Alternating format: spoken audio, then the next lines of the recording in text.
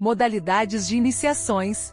Iniciações maiores e menores. Ao nos ocuparmos das modalidades de iniciações, pode ser útil que o estudante tenha presente que o grande momento em que o homem saiu do reino animal para ingressar no reino humano, denominado em muitos manuais ocultistas de momento da individualização, já foi, em si, uma das maiores iniciações. A individualização significa a consciente compreensão pelo ego de sua relação com todos os componentes do não-eu, e neste grande processo iniciático, como em todos os posteriores, um período de gradual desenvolvimento precede o despertar da consciência. O despertar é instantâneo no momento do reconhecimento do ego pela primeira vez, e é sempre seguido por um outro período de gradual evolução que, por sua vez, leva a uma crise posterior, chamada iniciação. No primeiro caso temos a iniciação para a existência autoconsciente, no outro, a iniciação para a existência espiritual. Estas aquisições ou expansões de consciência assim conseguidas obedecem às leis naturais e toda a alma, sem exceção, as experimenta no seu devido tempo. Em menor grau, todo ser humano as pratica diariamente à medida que cresce gradualmente sua compreensão da vida e da experiência. Só se convertem, porém, em iniciações de sabedoria diferentes das expansões do conhecimento, quando o conhecimento obtido é a. Conscientemente buscado, b. aplicado à vida com alto sacrifício, c. voluntariamente empregado a serviço do próximo, d. inteligentemente utilizado em prol da evolução. Somente as almas de certa experiência e desenvolvimento fazem estas quatro coisas consistente e firmemente, transmutando o conhecimento em sabedoria e a experiência em qualidade. O homem comum transmuta a ignorância em conhecimento e a experiência em faculdade. Seria conveniente se todos refletissem sobre a diferença entre qualidade inerente e a faculdade inata. Uma é de natureza búdica, ou seja, sabedoria, e a outra manásica, isto é, da mente. Da união de ambas, por meio do esforço consciente do homem, resulta uma iniciação maior. Estes resultados se produzem de dois modos. Primeiro, pelo próprio esforço, sem ajuda, do homem, o qual, com o tempo, leva-o a encontrar seu próprio centro de consciência, para que o governante interno, ou ego, o guie e conduza até descobrir, através de intenso esforço e penosas tentativas, o mistério do universo oculto na substância material vitalizada por Forrar. Em segundo lugar, pelos esforços do homem, suplementados pela amorosa e inteligente cooperação dos conhecedores da humanidade, os mestres de sabedoria. Neste caso o processo é mais rápido, porque o homem recebe instrução, se assim o desejar, e subsequentemente, quando adquire as condições requeridas, o conhecimento e a ajuda dos mestres são postos à sua disposição. Para aproveitar esta ajuda, ele tem de operar com o material de seu próprio corpo, construindo uma forma ordenada com material adequado e, por conseguinte, aprenderá a discernir na seleção da matéria e compreender as leis da vibração e da construção. Isto traz em si, de certo modo, o domínio das leis que governam os aspectos Brahma e Vishnu. Significa uma faculdade de vibrar com precisão atômica e o desenvolvimento da qualidade de atracão, que é a base do aspecto construtivo, ou Vishnu. O homem há de preparar também o seu corpo mental, de modo a ser este um transmissor e explicador, e não um obstáculo, como ocorre agora. De igual modo, há de desenvolver atividade grupal e aprender a trabalhar coordenadamente com outros indivíduos. Tudo isto é o que principalmente deve fazer o homem que segue a senda da iniciação, mas quando tiver realizado, encontrará com toda certeza o caminho e se unirá às fileiras dos conhecedores. Também se há de ter presente que este esforço para ver quem coopere inteligentemente com a hierarquia e para predispô-lo a unir-se às fileiras da loja é, como se indicou antes, um esforço especial, inaugurado nos dias de Atlântida e continuado até hoje da hierarquia do planeta e que, em grande parte, apresenta as características de uma experiência. O método pelo qual um homem assume um lugar consciente no corpo de um homem celeste difere nos vários esquemas planetários. O homem celeste, que usa nosso esquema planetário como seu corpo de manifestação, decide atuar do modo exposto durante este particular período, para alcançar seus propósitos específicos. É parte do processo de vitalização de um de seus centros, e da ligação do centro do coração com sua conexão na cabeça. À medida que outros de seus centros se vitalizem e entrem em plena atividade, pode ser que se empreguem outros métodos de estímulo das células de seu corpo, as monadas dévicas e humanas. Porém, por enquanto, o cetro cósmico da iniciação, cuja aplicação ao homem celeste é muito parecida com a aplicação, ao homem, dos cetros menores, é utilizado de tal modo que produz aquele estímulo específico que se evidencia na atividade do homem no caminho probatório e no caminho da iniciação. Por isso, o homem deve reconhecer a natureza cíclica da iniciação e o lugar do processo no tempo e no espaço. Este é um período especial de atividade no ciclo de um homem celeste e resulta, em nosso planeta, em um vasto período de experiência, ou prova iniciática. É, contudo, igualmente um período de vitalização e de oportunidade. Devemos também nos esforçarmos por conscientizar o fato de que a iniciação pode ocorrer nos 3 planos, nos 3 mundos, e deve-se ter sempre em mente o valor relativo e lugar da unidade ou célula no corpo de um homem celeste. Convém ressaltar que as iniciações maiores, ou iniciações de manas, são as recebidas no plano mental e no corpo causal. Assinalam um ponto na evolução em que a unidade reconhece na prática e não só na teoria, sua identidade com o divino Manasaputra, em cujo corpo ocupa um lugar. Podem-se receber iniciações no plano físico, no astral e no mental inferior, mas não se pode considerá-las iniciações maiores e nem são um estímulo consciente, coordenado e unificado que envolva o homem completo.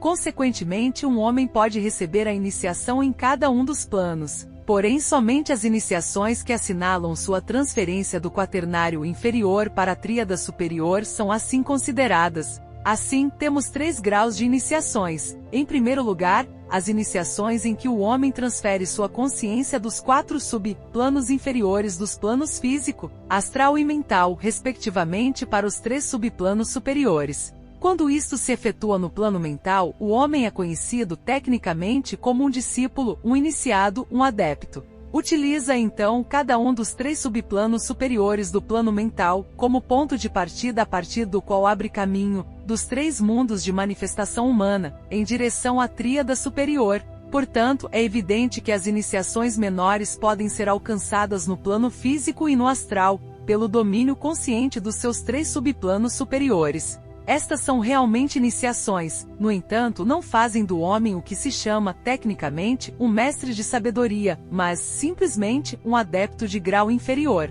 Em segundo lugar, temos as iniciações em que o homem transfere sua consciência de plano para plano, em vez de subplano a subplano.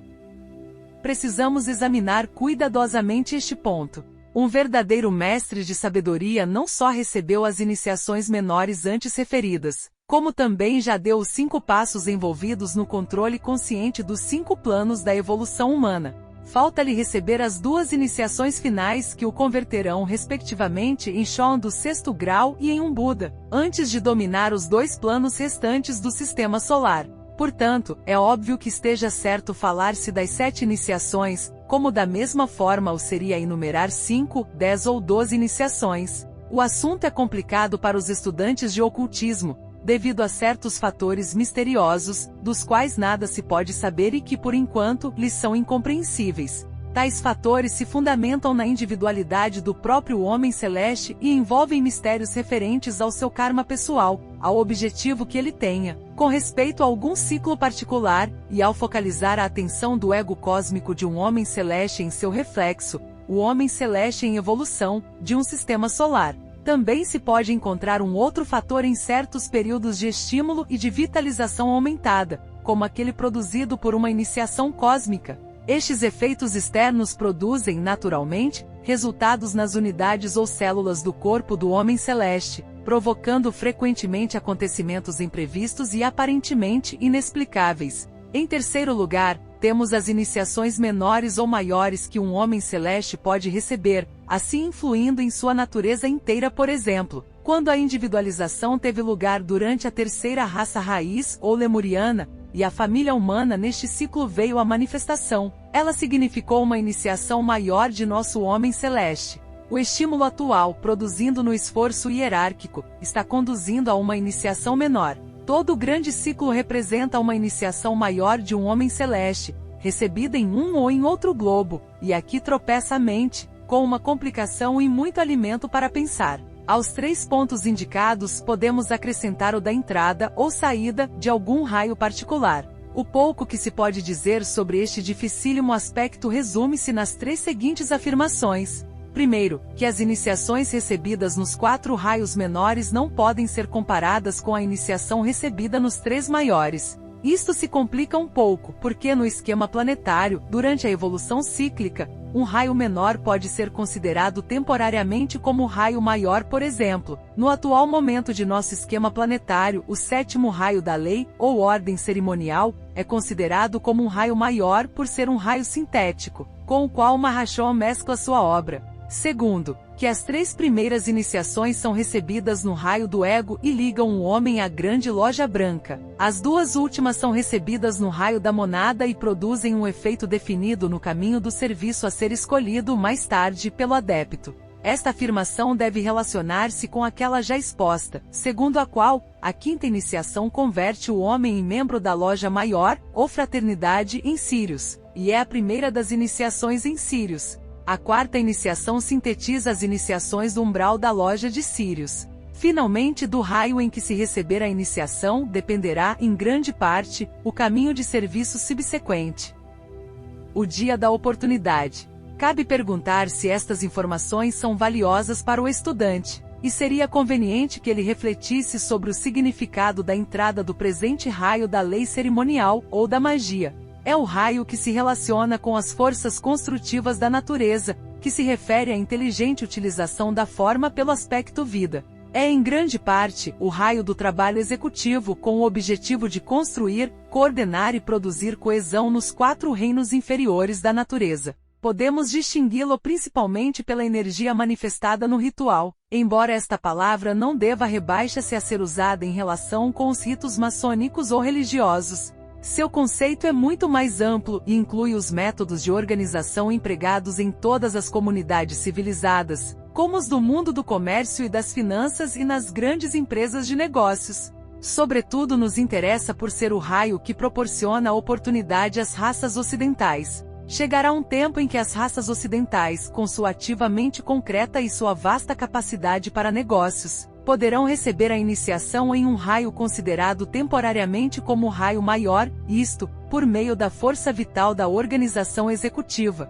do governo pela regra e pela ordem, pelo ritmo e pelo ritual. Grande número de iniciados e dos que obtiveram o adeptado do último ciclo, foram orientais e tiveram corpo hindu. Este ciclo foi dominado pelo 6º raio, que precisamente agora está se afastando, e pelos 2 precedentes. Na preservação do equilíbrio, aproxima-se agora o tempo em que começará um período de realização para os ocidentais, em um raio adaptado a seu tipo mental. Convém notar que o tipo oriental atinge seu objetivo por meio da meditação, com um mínimo de organização executiva e de ritual, e o ocidental o conseguirá, em grande parte, por meio da organização desenvolvida pela mente inferior, e por meio, também, de um tipo de meditação de que mostra a intensa concentração nos negócios. A intensa focalização da mente por um negociante europeu ou americano pode ser considerada como um tipo de meditação da purificação do motivo subjacente em tal focalização mental. Virá o dia da oportunidade para os ocidentais. Pelo aproveitamento do presente dia de oportunidade, e de acorde com as regras para trilhar o caminho, chegará para muitos ocidentais a oportunidade de dar esses passos adiante. Aquele que estiver disposto o encontrará, seja qual for o lugar em que se ache, e entre as circunstâncias familiares de sua vida diária. Encontrá-lo-á no cumprimento do dever, ao suplantar as provas e tentações, e na íntima submissão à voz do Deus interno, que caracteriza todo solicitante à iniciação. A iniciação requer aquilo mesmo que diariamente fazem aqueles que se esforçam conscientemente por se prepararem. O mestre, seja o Deus interno, ou o mestre do homem, se tiver plena consciência dele, assinala e explica próximo ponto a ser alcançado e a parte da obra a ser realizada. Então o instrutor se limita a vigiar a obra do aspirante, identifica pontos de crise, onde a aplicação de uma prova focalizará ou dispersará qualquer mal remanescente não vencido, se esse termo pode ser aqui usado, e demonstrará ao discípulo, tanto sua fraqueza como sua força. Nas grandes iniciações nota-se igual procedimento e a capacidade do discípulo para vencer as maiores provas e etapas depende de sua capacidade em enfrentar e sobrepujar as menos duras provas diárias. Aquele que for fiel no mútuo, é uma afirmação oculta que deve caracterizar a atividade diária do verdadeiro aspirante. O muito se vence e é superado, porque é considerado simplesmente como insatisfação do normal, e nunca iniciado algum jamais venceu a grande prova da iniciação, sem se ter acostumado a vencer provas menores de todos os dias de sua vida. As provas chegam a ser normais e quando esbarramos nelas, vemo-las como parte da armação usual da vida. Quando se alcança e se sustém esta atitude mental, não cabe a surpresa nem é possível fracasso.